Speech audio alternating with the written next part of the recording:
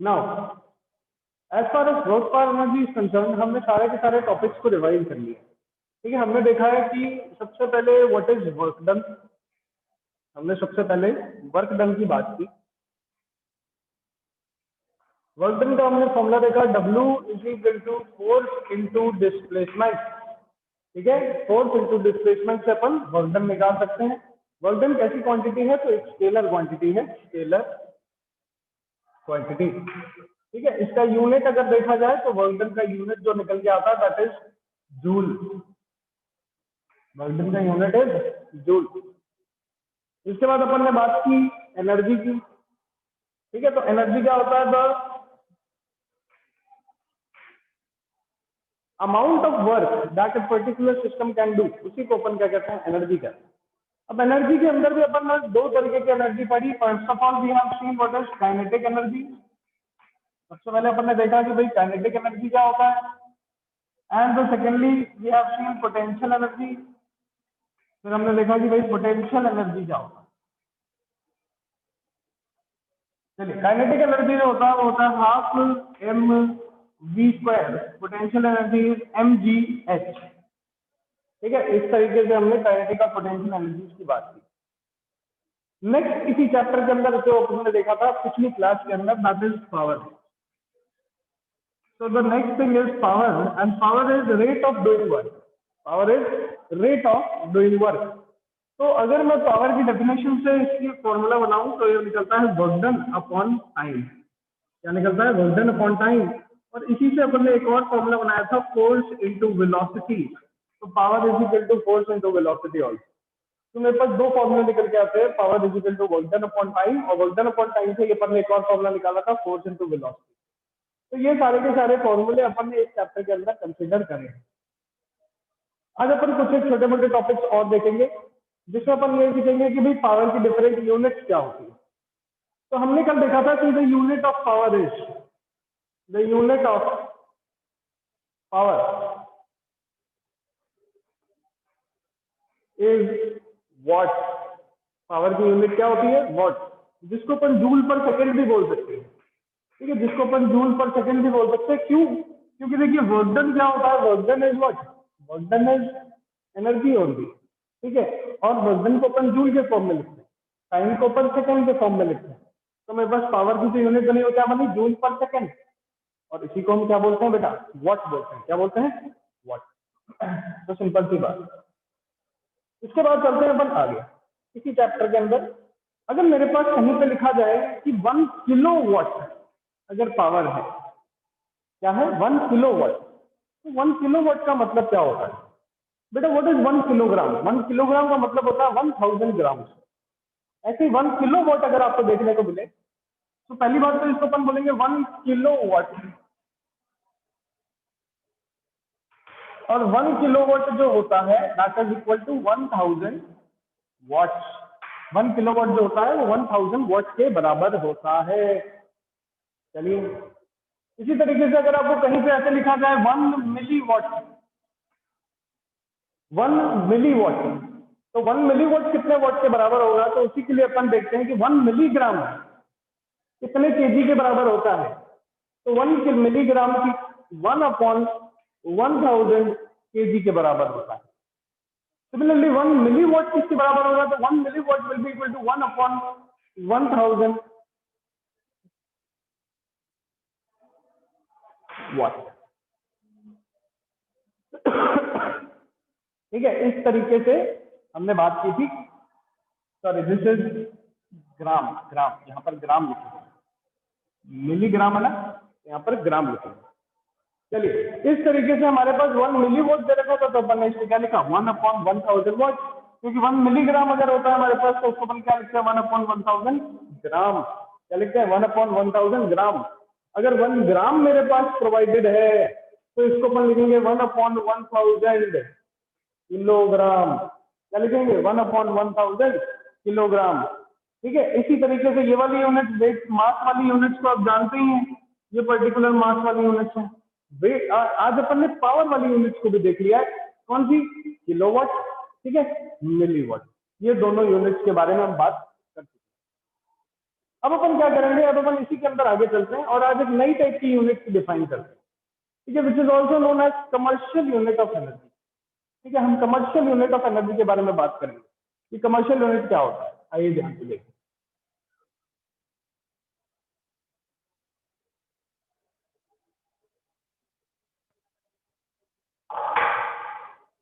तो next thing is commercial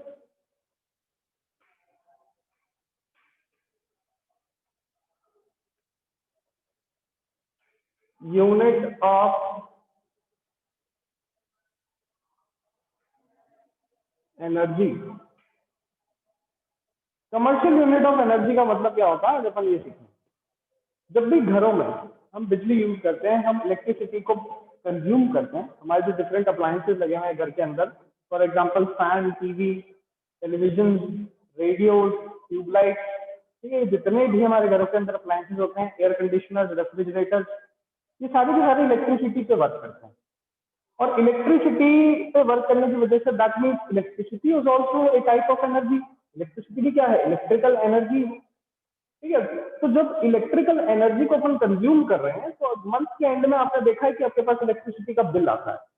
और कभी भी आप लोग अपने पेरेंट्स से पूछें कि इलेक्ट्रिसिटी का बिल किसके बेस पे बनता है, तो आपको बताएंगे the number of units which we consume over a month, over the span of 2 month.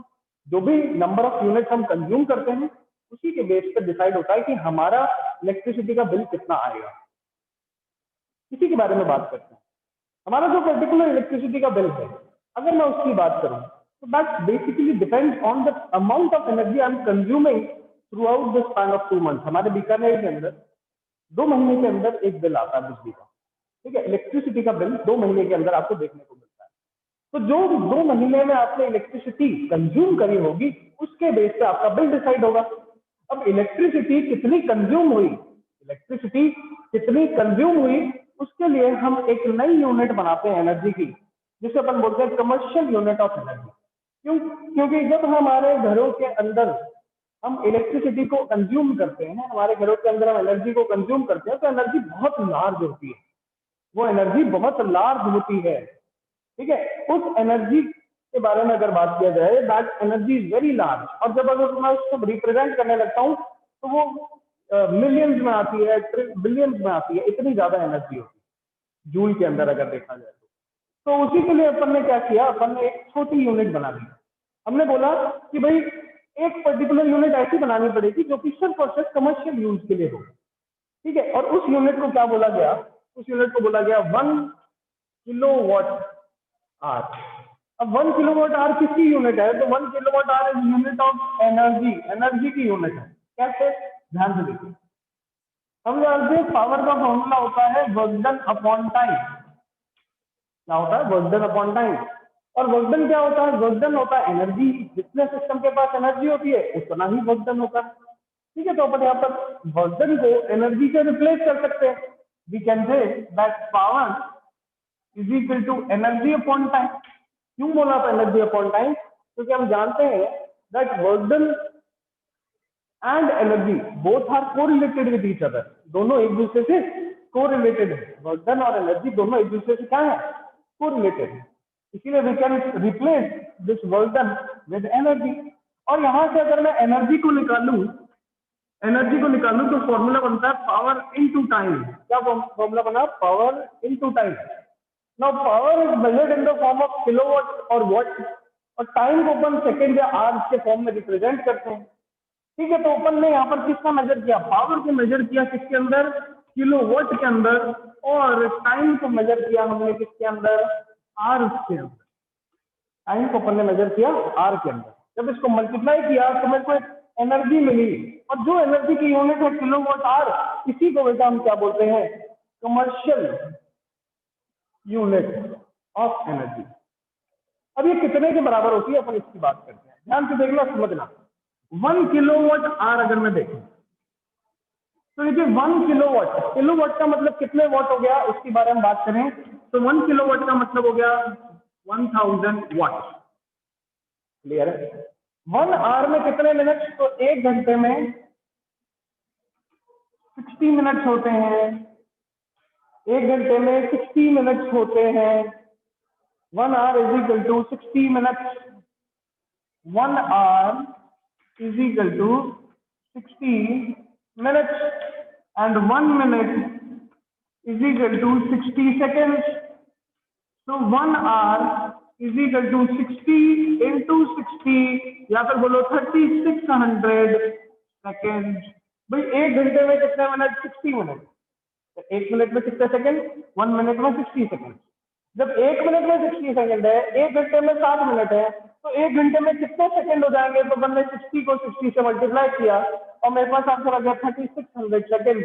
That means 1 घंटे के अंदर टोटल कितने सेकंड होते हैं? 3600 सेकंड होते हैं। तो अपन क्या करेंगे, यहाँ पर जो 1 आवर है, टाइम को अपन ने आर में मेजर किया था, इसकी जगह पे अपन टाइम को सेकंड के फॉर्म में रख देंगे। हम यहाँ पर टाइम को किसके फॉर्म में रखेंगे? सेकंड के फॉर्म में।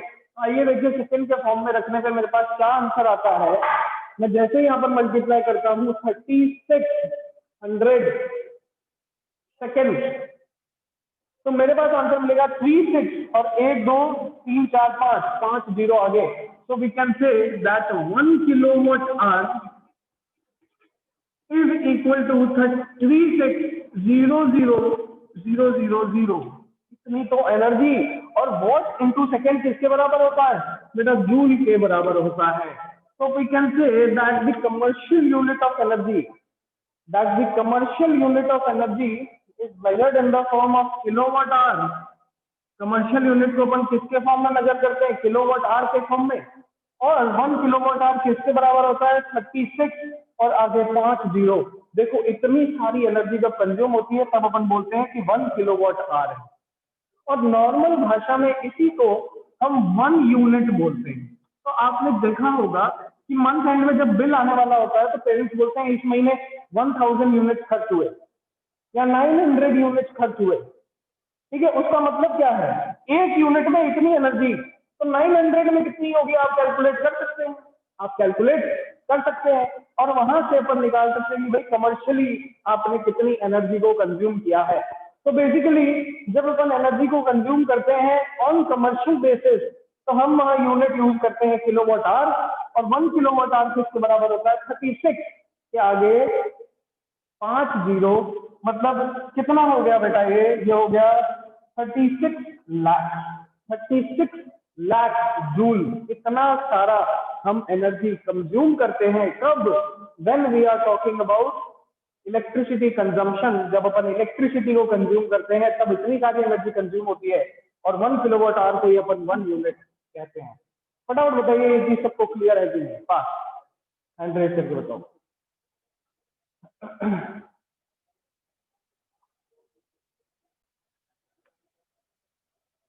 चलिए, तो 1 kilowatt hour is known as 1 unit, और 1 यूनिट को ही अपन क्या बोलते हैं? 36 लाख जूल्स। 36 लाख जूल्स। और ये हमने निकाला कमर्शियल यूनिट ऑफ एनर्जी। अब इसी पे बेस करते हैं अपन एक क्वेश्चन। आइए ध्यान से देखिए। इसके बाद एक छोटा सा कॉन्सेप्ट और पढ़ेंगे अपन, और ये चैप्टर बेटा खत्म हो जाएगा। इस चैप्टर में ज्यादा कुछ नहीं है, 3-4 फॉर्मूले हैं। आप उस 3-4 फॉर्मूले को याद करो, सारे क्वेश्चन आप उसी से सॉल्व कर दोगे। आइए,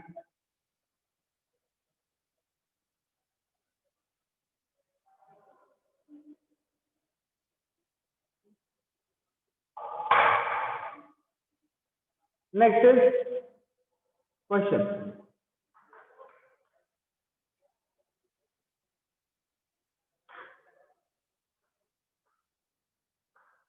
Calculate the amount of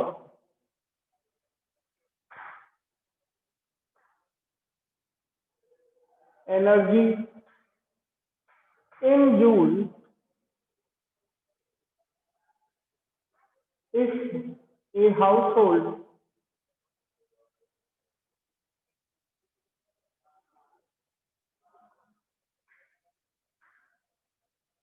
consumes 250 units of energy। हमें बताना है कि भाई 250 यूनिट्स ऑफ एनर्जी का मतलब जूल में कितना होता है। हमें कन्वर्ट करके बताना है। हमें बताना है कि भाई 250 यूनिट्स अगर कहीं लिखा हुआ है, या एक हाउस होल्ड अगर 250 यूनिट्स को खर्च करता है पूरे मंथ में, तो आप बताइए कि जूल में कितना आंसर होगा। कौन बता सकता है मुझे? फटाफट हैंड रेज करके बताइए, बहुत ही सिंपल क्वेश्चन है, this question is of NCERT. फटाफट हैंड रेज करके बताओ के अंदर कितना होगा। तो 250 यूनिट के अंदर कितने जूल एनर्जी होगी, हमसे ये पूछा जा रहा है। हमें पता है 1 यूनिट के अंदर इतनी होती है, तो 250 के अंदर कितनी होगी? तो 250 यूनिट इज इक्वल टू 36, उसके आगे 5 जीरो मल्टीप्लाई बाय 250। अब इसको अपन सॉल्व करेंगे और आंसर निकाल देंगे किसके अंदर? जूल्स के अंदर। बहुत ही सिंपल सा क्वेश्चन है बेटा, बहुत ही सिंपल सा। हमारे पास एक हाउस होल्ड है, उस हाउस होल्ड में 250 यूनिट खर्च होते हैं। एक यूनिट में हम जानते हैं कितनी एनर्जी है, तो 250 में कितनी होगी ये हम बड़े ही इजीली कैलकुलेट कर सकते हैं। फटाफट बताइए ये चीज सबको क्लियर है कि नहीं? पास।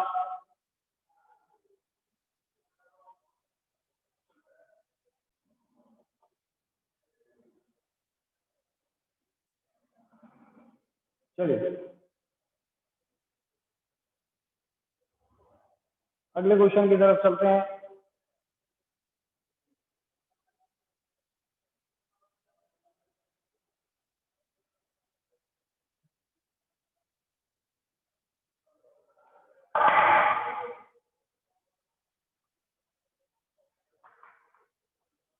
An electric heater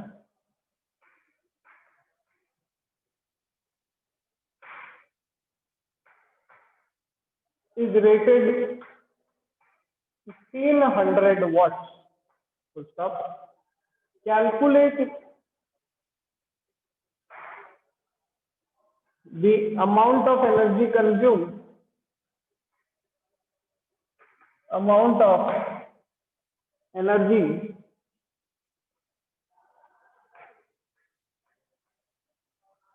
consumed in 10 hours. अगर एक इलेक्ट्रिक हीटर है, ठीक है, और वो इलेक्ट्रिक हीटर 1500 वॉट की पावर रखता है, मतलब उस इलेक्ट्रिक हीटर की जो वोल्टेज है, पावर है, वो 1500 वॉट के बराबर। हमसे पूछा जा रहा है कि कैलकुलेट करके बताइए amount of energy consumed in 10 hours. तो हम अमाउंट ऑफ एनर्जी को यूनिट में भी निकालेंगे, हम अमाउंट ऑफ एनर्जी को किलो वॉट आवर में भी निकालेंगे, दोनों में निकालेंगे। सबसे पहले हम यहां से सीखते हैं क्या करना है। देखिए इस पर्टिकुलर क्वेश्चन के अंदर वी नो दैट पावर होता है वर्क डन अपॉन टाइम। तो पावर को मैं लिख सकता हूँ energy upon time, because work done energy एक ही बात है, ठीक है। तो energy will be equal to power into time. अभी कुछ देर पहले अपन ने ये फॉर्मूला बनाया, energy is equal to power into time. जब भी आपको एनर्जी निकालनी हो और पावर दे रखी हो, तो पावर को टाइम से मल्टीप्लाई करिए और एनर्जी तुरंत कैलकुलेट हो जाएगी। अब एनर्जी निकालने के लिए पावर कितनी दे रखी है? तो पावर दे रखी है 1500, ठीक है। पावर कितनी दे रखी है? 1500। और टाइम कितना दे रखा है? 10 आवर्स। तो 10 से मल्टीप्लाई किया, 10 आवर्स है, आवर्स के फॉर्म में है। हम इसको किस में कन्वर्ट कर देंगे? हम इसको कन्वर्ट कर देंगे आर से सेकेंड के अंदर, क्योंकि ये तो वॉट में है ही, लेकिन इसको अपन को आर से सेकेंड में कन्वर्ट करना पड़ेगा। तो कन्वर्ट करते ही हम इसको मल्टीप्लाई कर सकते हैं 3600 से। जैसे ही हमने इसको 3600 से मल्टीप्लाई किया, अब देखिए मेरे पास क्या आंसर बन रहा है, देखिए ध्यान से। दिस बिकम्स 36 इंटू 5 जीरो आगे और मल्टीप्लाई बाय 15, ठीक है। इसको कैलकुलेट करोगे आपके पास जूल्स में एनर्जी निकल के आ जाएगी। और अगर आप इसी को किलोवाट आवर में कैलकुलेट करना चाहते हैं, तो हम जानते हैं 1 kilowatt hour is equal to 36 into 5 zero, ठीक है, जूल, 36 लाख जूल। ये हम जानते हैं 1 किलोवाट आवर के बराबर होता है। तो यहाँ पर 15 से मल्टीप्लाइड है, that means we can say that यहाँ पर एनर्जी कितनी यूज हुई होगी? 15 यूनिट्स की एनर्जी हमने कंज्यूम करी, या फिर 15 किलोवाट आवर हमारे पास आंसर निकल के आ जाता है। बहुत ही सिंपल सा क्वेश्चन है बेटा, बहुत ही सिंपल सा बेसिक सा क्वेश्चन, आपको बस समझना है वो क्या है। हमें क्वेश्चन के अंदर पावर दे रखी थी, हमें क्वेश्चन के अंदर टाइम दे रखा था। टाइम को अपन ने सेकंड में कन्वर्ट किया 3600 सेकंड। पावर को वैसे ही रहने दिया 1500। ठीक है, पावर इंटू टाइम एनर्जी होता है, तो 1500 इंटू 10 आवर्स, आवर्स को हमने सेकंड में कन्वर्ट किया 3600 से मल्टीप्लाई करके। अब देखो 3600 ऐसे ही लिख दिया, फिर 1 2 3 जीरो थे तो 3 जीरो और आगे डाल दिए, मल्टीप्लाई में क्या कर दिया 15 पे गए, तो जूल में मेरे पास एनर्जी आ गई।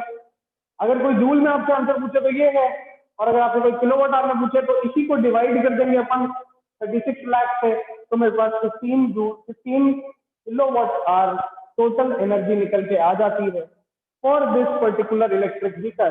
अगर ये इलेक्ट्रिक हीटर 10 घंटे के लिए चलता है तो 15 यूनिट की एनर्जी कंज्यूम करता है। फटाफट बताइए, इस चीज में किसी को कोई डाउट है तो हैंड रेज करें। If there is any doubt regarding this. तो इस तरीके से हमने पावर का फॉर्मूला देखा है, इस तरीके से हमने एनर्जी निकालना सीखा है। फटाफट आप लोग हैंड रेज करके बताओ ताकि मुझे ये पता चल जाए तुम्हें ये क्वेश्चन समझ में आ गया है। फटाफट बताइए,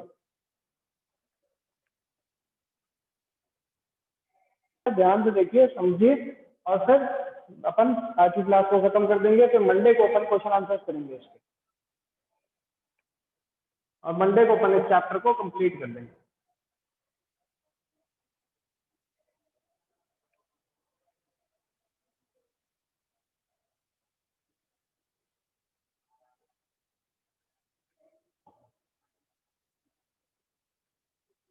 चलिए,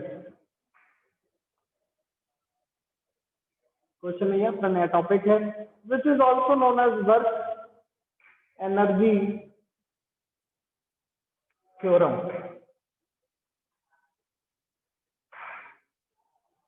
लास्ट एंड फाइनल फिनोमेना जो अपन को पढ़ना है इस चैप्टर का, that is work energy theorem. हमने क्लास बहुत ही छोटा सा 2 मिनट का टॉपिक है, ध्यान से देखिए।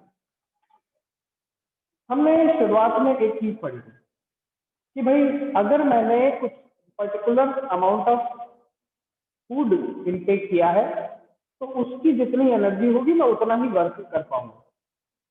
नाउ फॉर एग्जांपल, मैंने मेरी एनर्जी इनिशियली 50 जूल, ठीक है, कितनी थी 5050, तो मेरी इनिशियल एनर्जी है 5050 जूल। मैंने फूड इनटेक करा 100 जूल का, फूड इनटेक करा 100 जूल्स का, तो मेरी फाइनल एनर्जी कितनी हो गई होगी? तो मेरी फाइनल एनर्जी हो गई होगी 150 जूल्स। कितनी हो जाएगी? 150 जूल्स।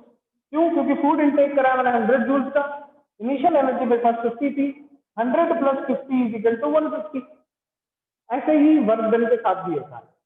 मान लो कि एक सिस्टम के पास एक पर्टिकुलर एनर्जी है, 10 जूल्स की एनर्जी एक ऑब्जेक्ट के पास पहले से, उससे मैंने एक्सटर्नल वर्क किया तो उस सिस्टम की एनर्जी इंक्रीज होगी। हमने क्लास की शुरुआत में बात की है, ठीक है, जब चैप्टर शुरुआत कर रहे थे तभी बात की थी कि किसी सिस्टम के पास, किसी सिस्टम के ऊपर अगर मैं वर्क करूंगा तो उस सिस्टम की एनर्जी इंक्रीज कर जाएगी।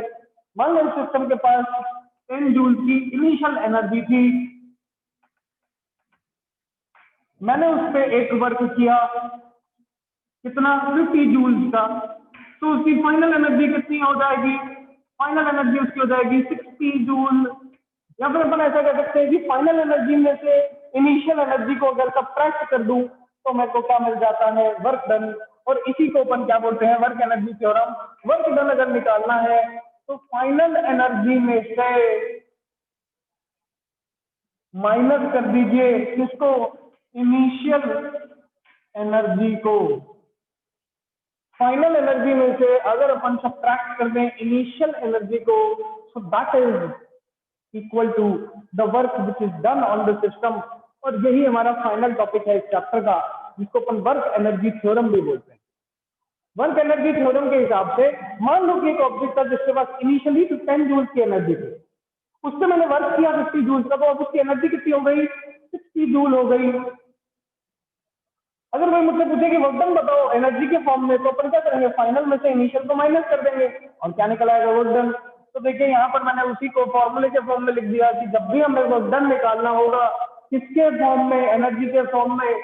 तो अपन क्या करेंगे, work done is equal to final energy minus initial energy, और मेरे पास वर्क डन कैलकुलेट हो जाएगा। This is very important relation, हम इसको क्वेश्चन में बार बार यूज करेंगे। फटाफट बताइए ये चीज सबको क्लियर है कि नहीं।